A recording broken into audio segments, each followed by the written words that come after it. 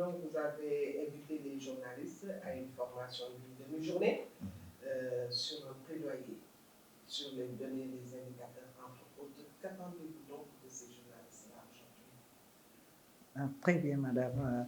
D'abord, je voudrais vraiment vous remercier en tant qu'organe des médias, en tant que femme des médias aussi, parce que nous nous distinguons toujours dans le groupe des médias et les acteurs vraiment de la presse, les femmes des médias, parce que c'est extrêmement important pour nous. Vous avez un rôle aussi à jouer dans le cadre vraiment du travail et de votre mission de communication et voilà. D'abord, c'est bon, mais d'abord, qu'est-ce qui vous a poussé à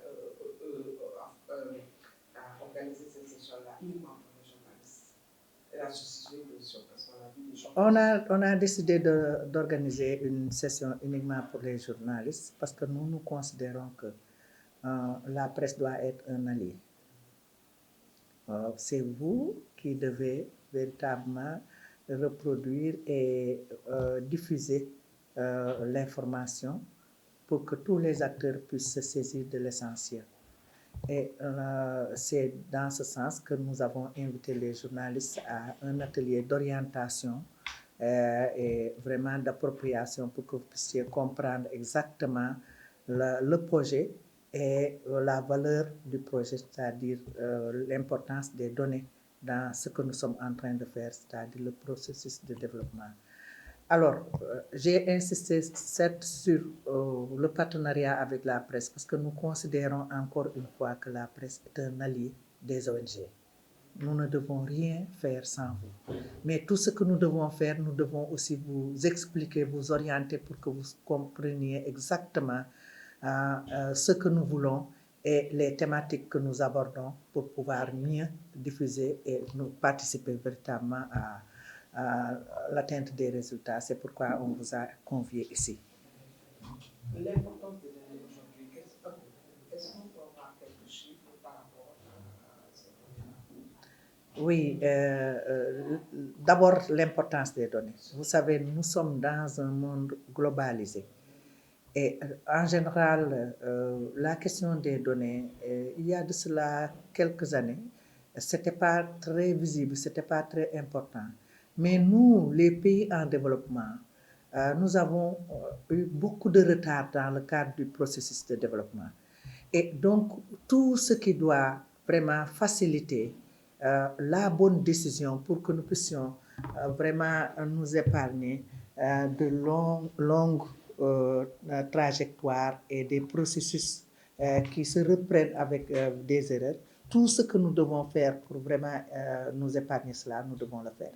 Et pour que les décideurs actuels puissent prendre des décisions adéquates en relation avec les besoins des communautés, en relation avec les ressources dont on dispose, il faut nécessairement que ces décisions puissent être éclairées par des évidences, c'est-à-dire sur chaque domaine d'activité. On doit avoir des évidences, savoir exactement où se situe le pays en termes de données concrètes. Prenons l'exemple tout simplement de la santé des femmes.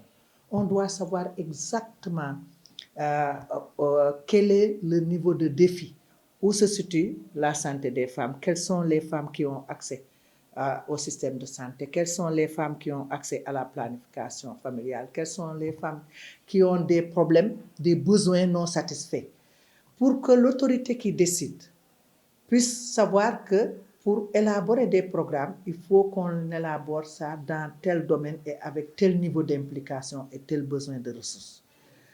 Donc, la question des données, c'est une question extrêmement importante pour éclairer la décision de l'autorité.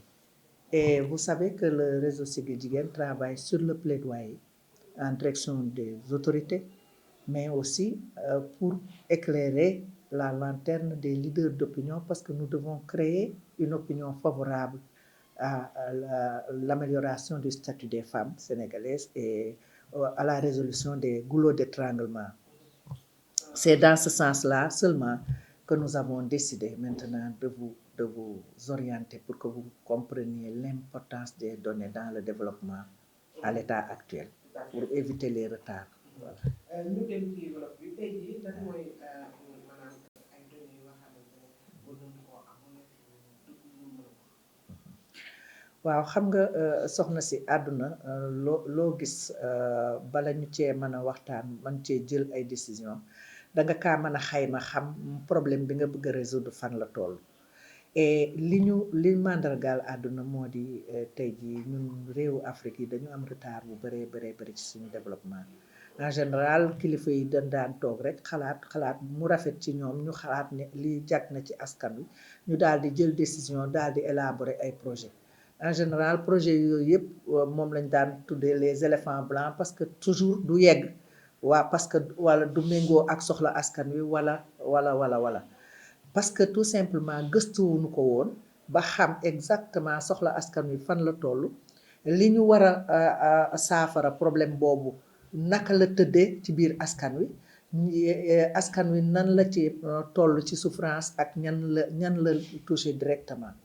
et donc fii ñu toll bu fekkente ne bëgg nañu daal di gaawal jéego yi pour développement mën a am il faut que bala ñoo tëral programme wala ay politique ñu basé ko ci situation bu leer xam askan wi fan la toll ci domaine boobu nga xamante ni ci la ñu war a jële ay décision pour résoudre problème u askan wi.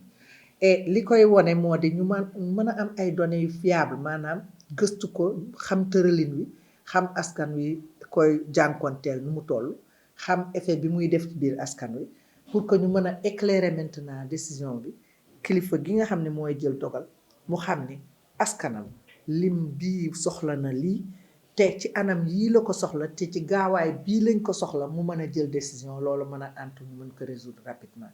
lii moo waral ñu ni données yi vraiment dafa doon loo nga xamante ni kenn mënatu koo contourner kenn mënatu koo épargner ci biir li ñuy liggéey pour développement.